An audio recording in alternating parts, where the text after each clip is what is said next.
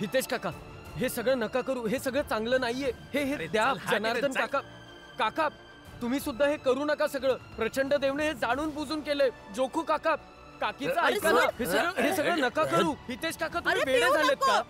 तुम्हाला कळत नाहीये का तुम्ही काय पिताय? तू हट इथून, माझी मर्जी. अरे तू कोण आहेस मला थांबवणारा? मी कोणीच नाहीये तुम्हाला थांबवणारा. तुमच्या मर्जीचा सन्मानच करतो मी, पण तो प्रचंड देव जाणून बुजून करतोय हे सगळं. फुकटात तुम्हाला पाजून पाजून तुमचं सारं काही हिसकावून घेईल तो. अरे काय हिसकावून घेतील हा? अगस्त आम्ही जाऊ का ते दारू पिलं? सगळेच पितात. मला सोड हे. ए भीम, जे पण जाईल आमचं जाईल. तुला काय? तू जायचं. हे बघा, मला माहित नाही तुम्ही या गोष्टीपासून होणारं नुकसान पाहिलंय की नाही, पण मी पाहिलंय लहानपणी आणि खूप जवळून.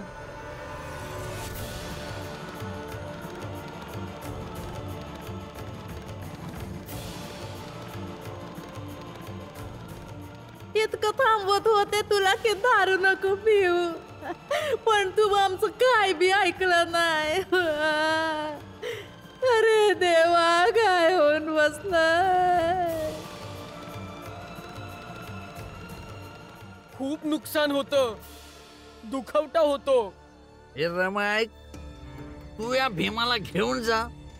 आता याचं प्रवचन आणि भाषण ना मला नाही ऐकायचं. तुम्ही चला आतमध्ये. तू काय ह्या सगळ्यांचं ऐकतेस रमा? तुला माहित नाहीये का काय करताय ते? दारू आहे ही. तो प्रचंड देवजी फुकटात पाजत राहील आणि हे दिवसभर पित राहतील. समजणार नाही यांना की कुठे जाऊन थांबायचंय ते. त्यांना नाही ऐकायचं, तुम्ही चला. रमा, हे लोक आपले आहेत, आपण नाही तर कोण समजावणार आहे यांना?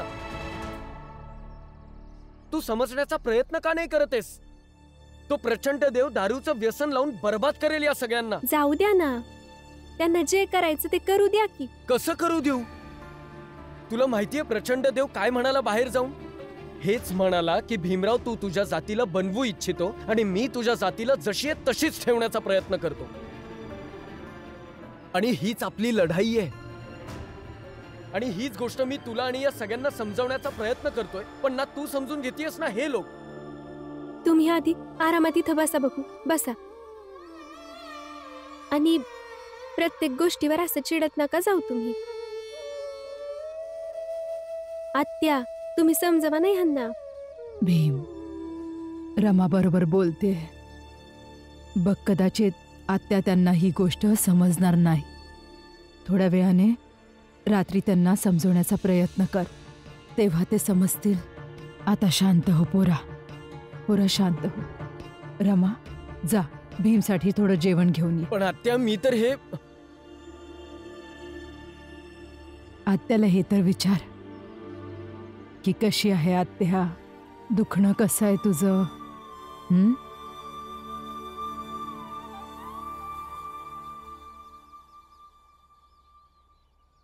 कसं वाटतंय आता आत्या? अजूनही वेदना होत आहेत?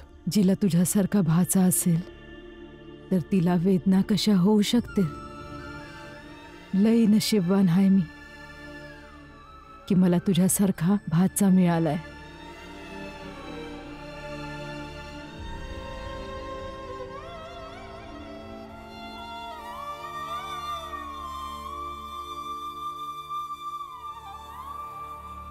हे काय करते जिजाबाई? रमा, रमा, रमा लवकर ये.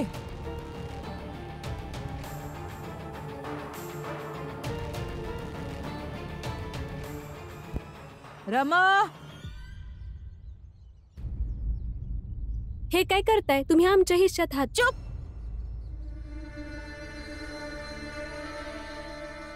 तुझ्या बैमानी आणि चालाकीचे निशाण शोधत होती. कुठून आले एवढे पैसे? हा, रमा, तिला सांगून टाक की शेजाऱ्यांचा काही हक्क नाही काय बी विचारायचा.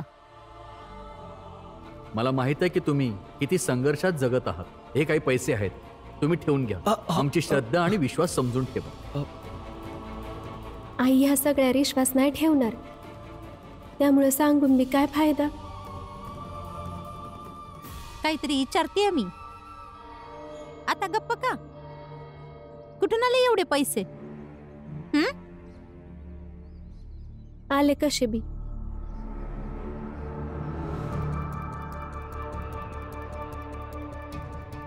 बस आले याचा काय अर्थ? आई हात सोडा. मला त्यांच्यासाठी जेवण बनवायचे. त्यांनी सकाळपासून जेवण नाही केलंय. रक्त ऐकून आलीयस का? काय?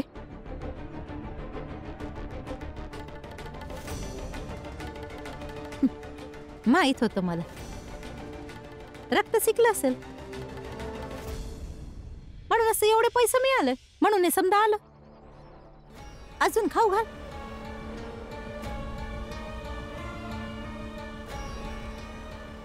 तुम्हा दोघांना माझ्या डोक्यावर हात ठेवून शपथ घ्यायला लागल का तुम्ही हे रगत इकायचं काम पुन्हा चुकून बी नाही करणार म्हणून.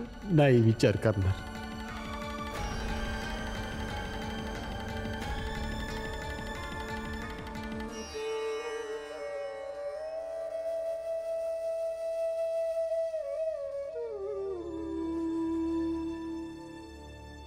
लक्ष्मी,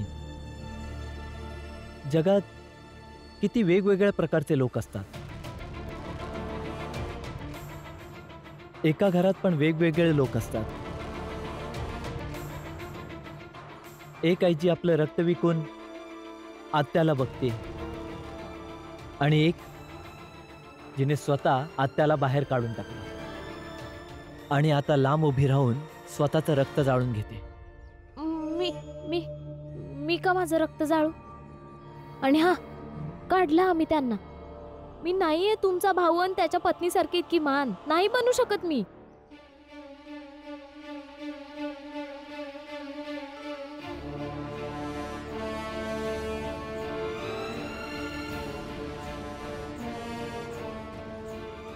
माझा पगार तू बघतेस काय लक्ष्मी? हस जरा. तुझ्या नवऱ्याचा पगार आहे. तसंही तुझ्या नवऱ्याच्या कुटुंबाशी तुला देणं घेणंच नाहीये आणि ज्या गोष्टी तुला स्वारस्य आहे ती तर देऊन टाकली.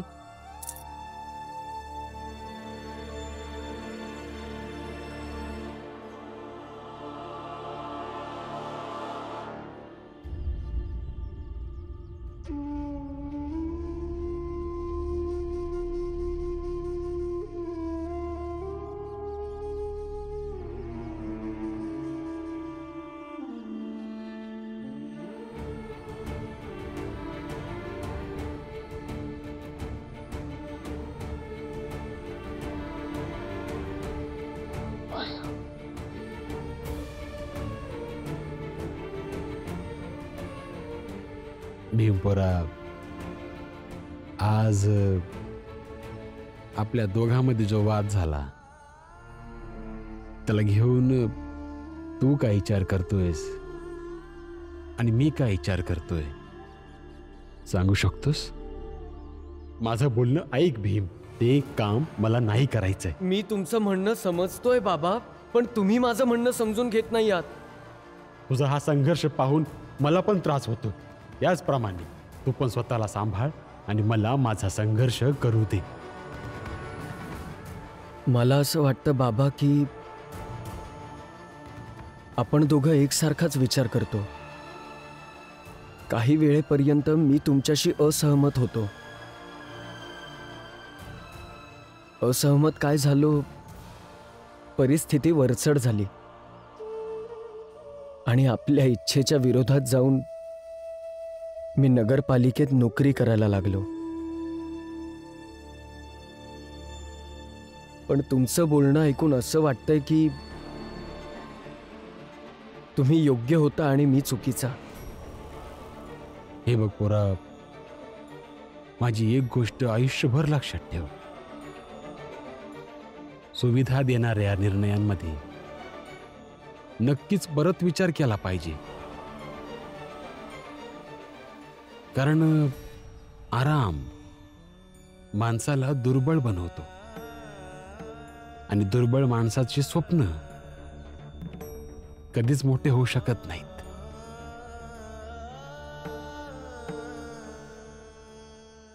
लक्षात ठेवेन बाबा.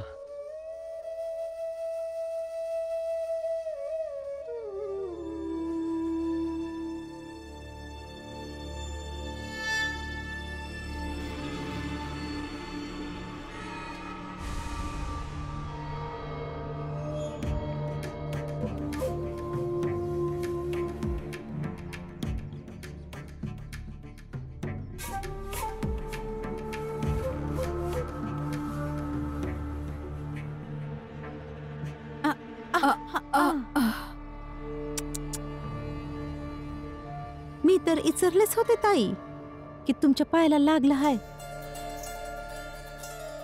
तसं एका गोष्टीवर मी खूप विचार केला आहे, तेच सांगायला आली आहे मी तुम्हाला. तुम्हाला तर लक्षातच असेल ना की मी बोलली होती की तुम्ही समद्यांवर वझ आहात. लई वाईट वाटलं होतं ना, पण तुम्ही एक वझ आहात.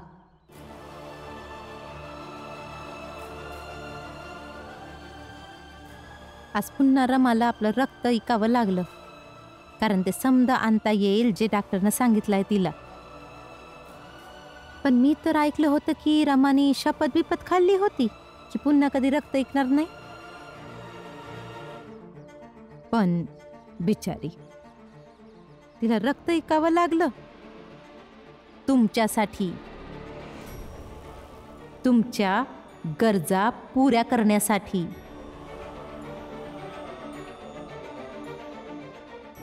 तुम्हाला काय वाटतं, तुमच्या गरजा संपतील आजच्या नंतर का कुठं काही काम बिम करायला जाणार?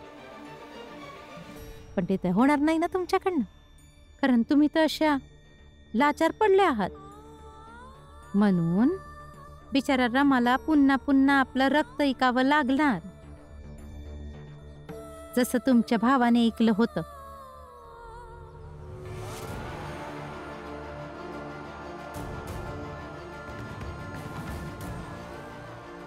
सर्कशीत काम करायला गेले होते, फटके खाल्ले होते, आणि माहित नाही काय काय केलं आपल्या परिवारासाठी, आपल्या अपंग बहिणीसाठी. त्याचप्रमाणे रमानं भीमला बी तुमच्यासाठी हेच समज करावं लागल. पण तुम्ही झोपा. अजून काही काम तर नाहीये तुम्हाला? हा, झोपल्या हा नक्की विचार करा की काय करू शकता तुम्ही दुसऱ्यांवर ओझं होण्याशिवाय.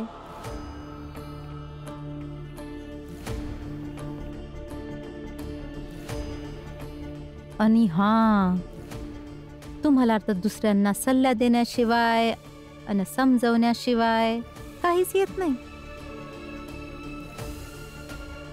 तर एक काम करा, प्रयत्न करा रमा आणि भीमला समजवण्याची. पण तुमची ही लाचारी बघून काहीच ऐकणार नाही तुमचं, अजिबात नाही, कारण तुम्ही तर त्यांच्या आत्या आहात.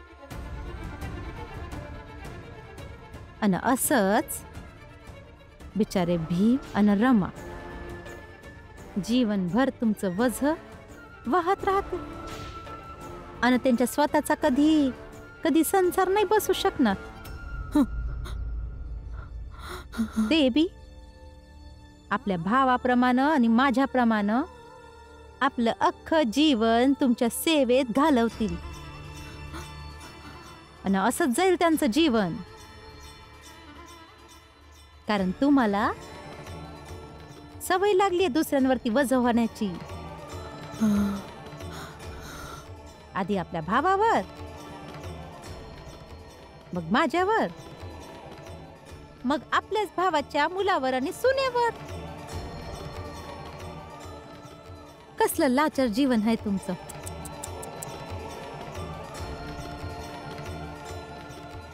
झोपा आता. झोप येत असेल ना तुम्हाला?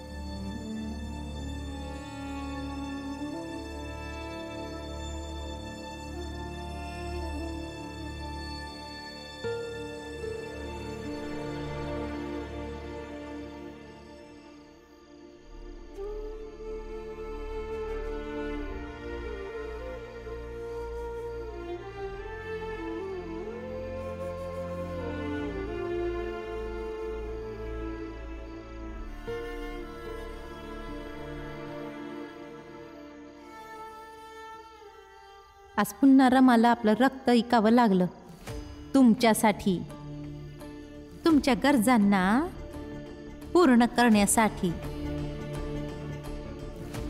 आणि असंच बिचारे भीम आणि रमा जीवनभर तुमचं वझ वाहत राहते आणि त्यांच्या स्वतःचा कधी कधी संसार नाही बसू शकणार.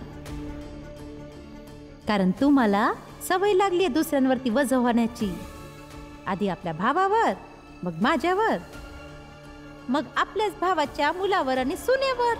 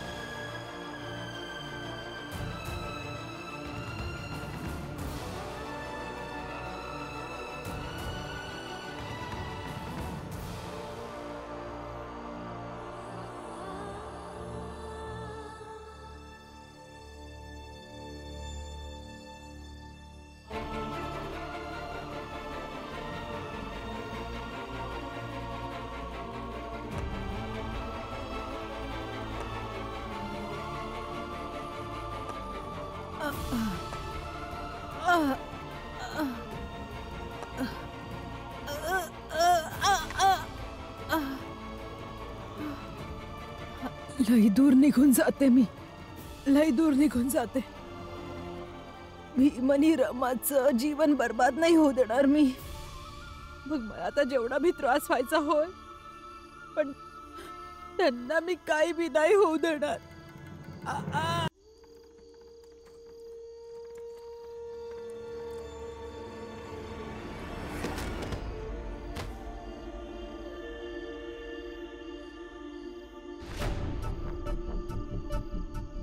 ए म्हातारे, एडी झालीस का? तुला जर मरायचं आहे तर दुसरीकडे जाऊन मर ना. नाही नाही, मला नाही मरायचंय. मला इथं दूर जायचं आहे. मला कुठेतरी दूर घेऊन जा इथून. पण तुला कुठे जायचंय काकी? मला तिकडेच घेऊन जा. तुम्ही जिकडे चाललेत मला तिकडे सोडून द्या. माझ्या घरातले जागे होते त्याआधी मला कुठेतरी घेऊन जा इथून. ठीक आहे काकी, चल मी तुम्हाला घेऊन जातो तिथं तुम्हाला जायचंय. या माझ्या सोबत.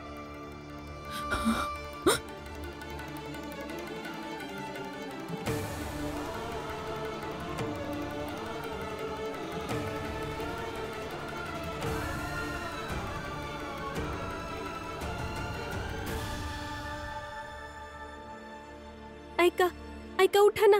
आत्या घरात नाहीयेत. काय?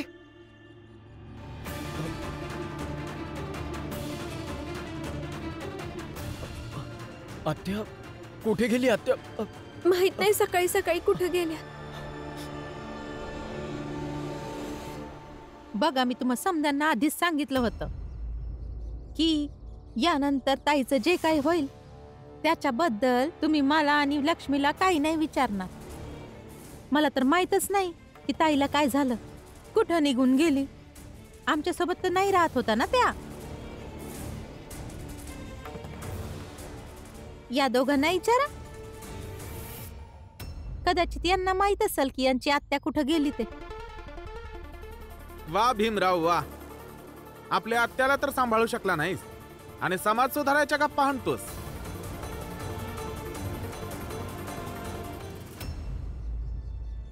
भीम, मीराशी तुझं काही बोलणं झालं होतं का? नाही बाबा.